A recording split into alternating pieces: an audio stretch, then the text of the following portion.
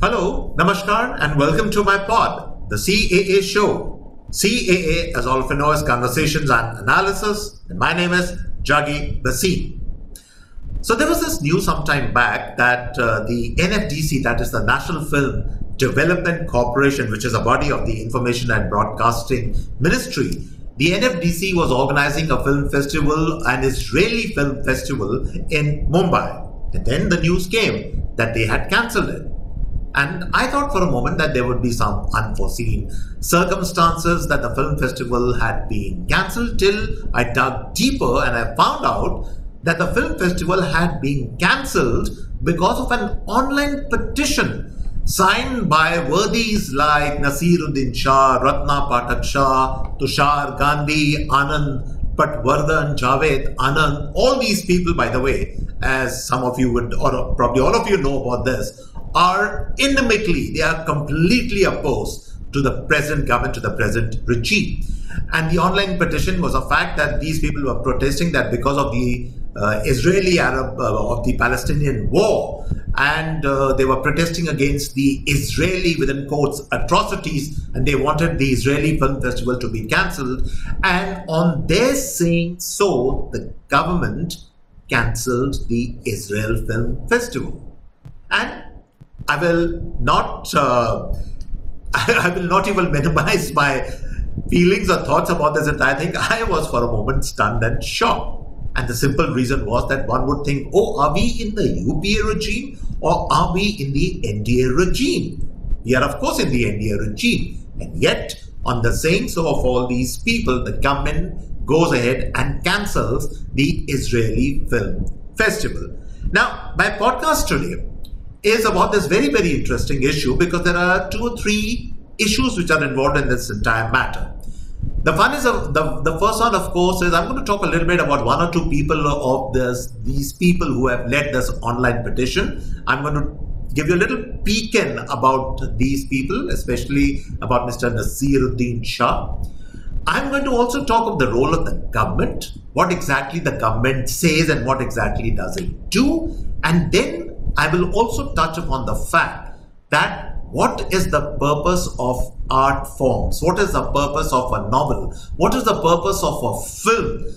What is it that we are trying to convey out there? And why is it that politics enters into this sphere also, and how distorted things get because of politics? I'm going to talk about all these issues in this podcast. But before I do that, as always, I would urge all of you to subscribe to my channel, the CAA Show. All you have to do is to press that red button on your screen. Subscription is completely free, as all of you know. I would also appreciate if you could like the podcast, and if you like the video, please share the video with your friends, your peers, and your colleagues. And thank you for listening to this message. Now, let's dive right back into this very, very interesting topic and podcast, I would say. I'm going to first talk about Mr. Nasiruddin Shah. There is this mythology in the public domain that Mr. Nasiruddin Shah is perhaps the greatest actor which India has ever seen, and therefore he is entitled to say, do, pass comments on anything he feels like about all kinds of people, about all kinds of dispensation, about all kinds of events, which he obviously keeps doing all the time. Let me first talk a little bit about Mr. Nasiruddin Shah, the actor. And I say this because I myself am an artist, I'm a novelist, I'm a writer. So in that capacity, I'm probably, in that critical capacity, I'm going to make my comments. I would give it to the fact that Mr. Shah actually is more than above average in a very serious manner. He's talented to a certain extent. He was especially very effective early on in his career. I think his finest film was certainly, I think, Par. It was a Bengali film made by a Bengali director. I don't really recall the name right now, but it was a very powerful film. Then he also made significant, he had very interesting roles and cameos in films like Manthan, Bhumika. He's done some good work, no doubt about it, and I will give him that. But then what later really happened with Mr. Shah was that he became the parallel cinema's angry young man. Like Amitabh Bachchan was typecast as the angry young man of commercial cinema, Mr. Naseeruddin Shah became the angry young man of parallel cinema. If you notice him in film after some time, he would be replicating the same kind of mannerisms, anger, this within quotes, this being fed up and angry with society. That same kind of role play was depicted in film after film after film. I have also seen a couple of his plays in Mumbai, and I have to tell you, because I also do theatre. When I saw those plays, I was very disappointed, because he has this habit of choosing and acting in plays where this kind of old style ornate English is used, very Dickensian kind of world in which his plays are set. He doesn't do very contemporary or modern theatre.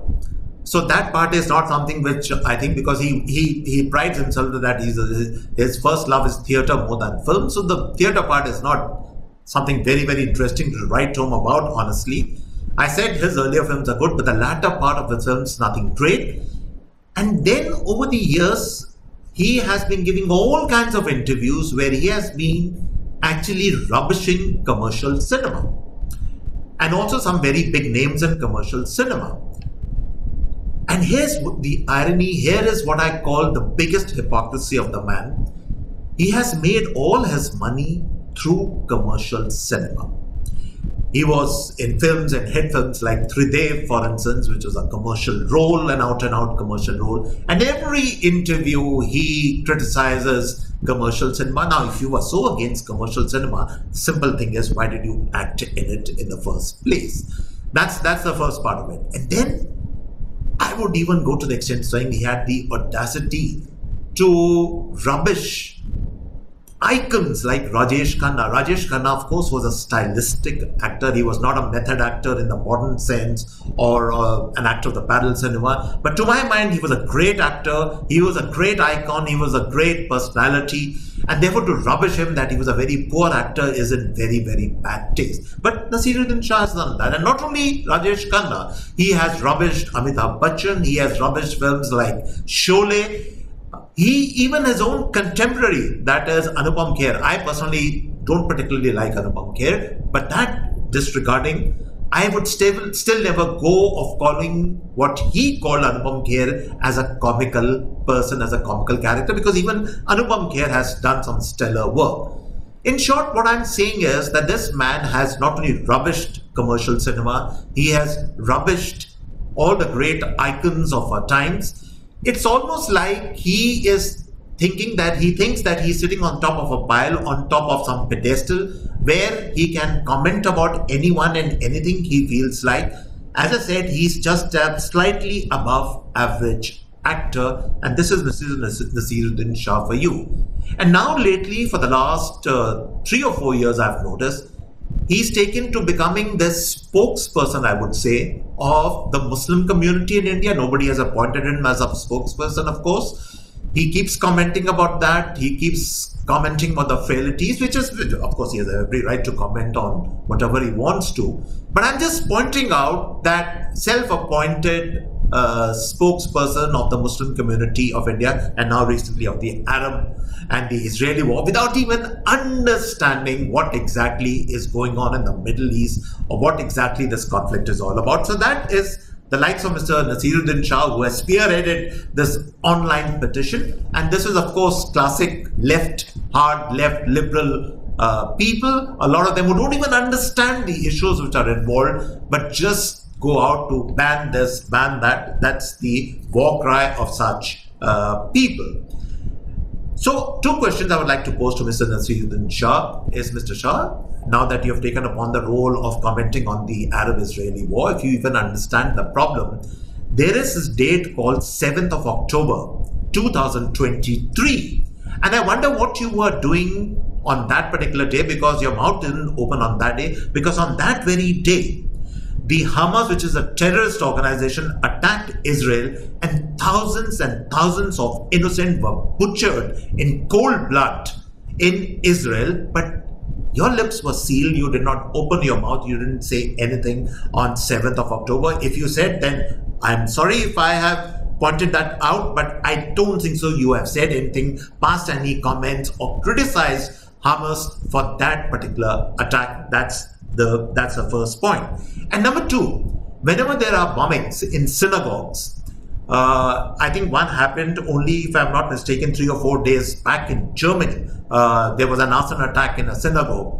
Then again, your mouth is shut. You don't say anything. You don't pass any comments. What happens to you when an Israeli film festival is being held in Mumbai? Then, of course, you're all fire and brimstone and start online petitions. So these double standards are very, very transparent. They are apparent to everyone. And as an artist, as a fellow artist, I would say that don't practice this level of hypocrisy. It is very demeaning, and it certainly is beneath you if you rate yourself as a very good actor.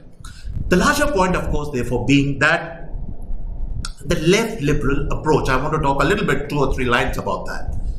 Why is it that the left liberal approach is always been that they are always wagging their fingers, pointing fingers at just about every other person, especially what they call within quotes the right-wing, fascist, Nazi kind of people, and look at what they are really propagating in real life. In real life, left liberals like Nasiruddin Shah are advocating bans on creative expression. That's right. I'm repeating this line again. They are advocating bans on creative expression. Be it film form, be it books, be it art forms. This is what they are doing. And if you look at the larger ecosystem, if you look at the larger scenario, the same lot not only advocate bans, now they are after free speech in Europe. There are laws now being thought about which are going to come very soon, where there would be curbs on Twitter, on social media. There is something called two-tier policing, which is going on in the United Kingdom. We have all heard about it, read about it, seen videos about it.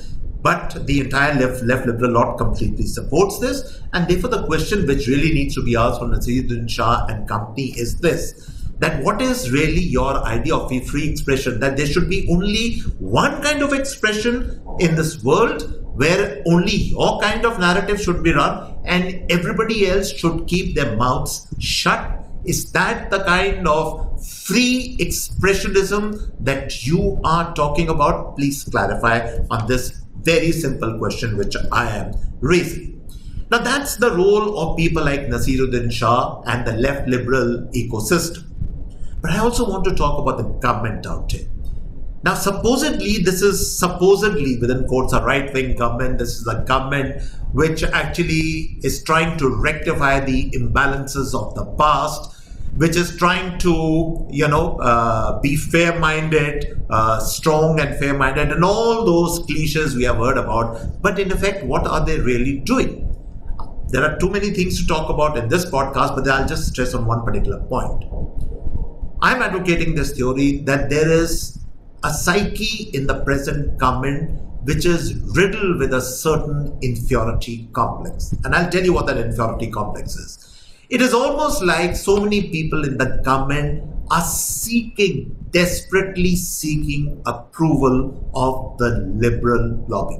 That's right, you heard me correct. They desperately want approval, they want kudos, they want a pat on the back from the liberal lobby. And we saw that. There are lots of examples I can give you, but I'll give you 2 or 3 of the very important examples. In the elections, we saw that when the entire the media management network of the present government, and they started giving interviews, the Prime Minister started giving interviews, and he started with all the liberal newspapers and media channels. It started with, if you remember, the Financial Times of London, which is a rabidly anti-government and anti-India government newspaper. They actually gave the first interview to that particular thing. Then they followed it up by an interview to Newsweek, which is again very, very rabidly anti-Indian, and then to all the other television liberal news channels. If that wasn't enough, and of course that backfired, we all know the media communication strategy completely backfired. Actually, a lot of people feel that so many seats which are lost by the present government was partly because of media mismanagement. So that was the first instance of that. And then I remember this very funny but very interesting episode where I think personal letters went from the Prime Minister's office in the name of the Prime Minister, I'm assuming, to, I'll give you two names and you'll be surprised, you'll be shocked. The two names were Tavleen Singh and Shobha Day. Can you imagine? Both Tavleen Singh and Shobha Day are like people who are completely opposed to the present government. What was the thinking behind it? What were you trying to do? Are you trying to curry favor with this lot? Because whatever you might do, whatever the present dispensation might do, you will never ever get favorable reactions or an understanding from this lot, and you are sending letters or for whatever pretext. But accommodating good, nice sounding letters, acknowledging these people. What was the need? Why is this inferiority complex so prevalent? And then let me come now to the reason why we are doing the podcast today about the Israeli Film Festival. Why have we cancelled the Israeli Film Festival? What is the logic for it? Are you buying the logic of this lobby that the Israelis are going to, in their film festival, showcase some kind of pro-war kind of documentaries or films about how well they have done in the war, or how the Palestinian people or how the Hamas has been eliminated, etc., because that is very stupid. I watch a lot of cinema. I'm talking about myself here. I have seen a lot of Israeli cinema. I have seen a lot of Arab cinema. I've seen a lot of Palestinian cinema also. I'll tell you two notable films which I'll talk of the Palestinian films very quickly. One is a film called Omar, which is a 2013 film which I saw, and then there was another film, a very powerful film called Farah. It was a 2021 film. I'll tell you what is the interesting thing about both the films, especially Omar. Both films actually had actors drawn in from who are both Arabs, that is Palestinians, as well as Jewish actors. In fact, the film Omar was partly shot, or rather filmed, I would say, in Israel. Okay, Farah was, of course, filmed in Jordan. What is the point I'm making? The point I'm making is that if you see Israeli cinema is not homogeneous as the likes of all these Anand Patwardhan, Nasruddin Shah, Ratna Pathak Shah that are trying to make. It's a very heterogeneous cinema. All kinds of viewpoints are accommodated in that cinema. If there is a certain Palestinian side, that also is shown. There's an Israeli side which obviously is also shown. You can reach your own conclusions once you see that. It's not some one-sided narrative which is there in Israeli cinema. Even a very popular serial like, let's say, Fauda, for instance, all of us must have seen, we have seen Fauda. Even Fauda brings out the cleavages, the differences, the problems on the ground very, very effectively between the Arabs and between the Palestinians and the Israelis. It's a multi-dimensional, it's a multi-layered, it's a very complex approach which the cinema takes, and you go ahead and you ban that cinema, assuming it is some unidimensional cinema. What's the logic? What's the sense of that? That's the short point which I'm making. And point number two, anybody who thinks that Israeli society, people of Israel are homogeneous only are mistaken. There is, of course, a very hardline right wing, absolutely, we all know about that. There is a right, there is, of course, then there is a left also. There are people who are opposed to the present government dispensation, even to the army action. That's a heterogeneous, that's a different point of view. Jews all over the world, for instance, let's take New York. In New York, many of the Jews in New York were actually protesting along with the protesting students in the Ivy League colleges against the war in Israel. The point which I'm making is the Jewish diaspora or the Jewish communities or the Israelis are not some homogeneous block of people that you should go ahead and ostracize them, block them, not show content of them. They are a very heterogeneous lot. They have different, complex, multi-layered points of views, and we need to see that. We need to see that kind of cinema. We need to see different points of view, and that's the short point. And therefore, to that last point, which I want to talk about is that really what is culture? Is culture a single source narrative? Is it about a politically inclined narrative that there has to be only a left liberal kind of narrative, whether it be it in books, whether it be it in cinema, or whether it be it in television serials? Or should culture, should art forms be complex, many-layered, complexity layered? Because to my mind, that is what culture is all about. Culture is basically projection of different points of view. I think the Israeli cinema, I don't really have the time in this podcast to go into details of some of the films which were scheduled to be screened there, but some of the films are very outstanding with very different complex themes. That was the kind of cinema which was meant to be shown. But again, as I said, a kind of a unique focused mindset, a mindset that is now politically ridden to only one kind of a narrative. That kind of a mindset, the so-called online petition, stopped that cinema. But worse, our government, the government we think should actually be, just sweeping out these old taboos and these old prejudices and these old narratives and bringing in some fresh air for fresh narratives. That same government has blocked the Israeli film festival. I think it is a bit of a shame, if you really ask me.